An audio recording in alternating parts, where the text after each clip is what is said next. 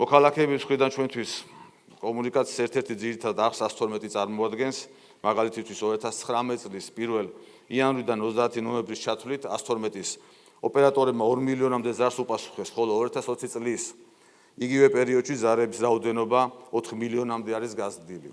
მიზნობრივ ზარებთან ერთად სამწუხაროდ იმატა არამიზნობრივმა ზარებმაც, ვინაიდან COVID-თან დაკავშირებულ ყველა შეკითხვაზე პასუხის მისაღებად ყველა 112-ზე რეკავდა. შესაბამისად იზრდებოდა ბოლოდინის ზარების რაოდენობაც და ხანგრძლივობაც. ჩვენ ეტაპობრივად შევძელით და დავამატეთ შესაბამისი რესურსი.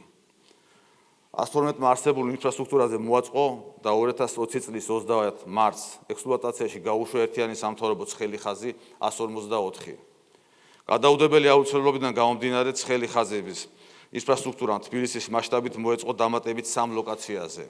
ბოლო დროს შექმნილი ვითარებიდან გამომდინარე სულ ახლახან კვლავ დავამატეთ ცხელი ხაზის ოპერატორთა რაოდენობა, რათა ჩვენს მოქალაქეებს მაქსიმალურად შევუმციროთ ბლოდინის დრო.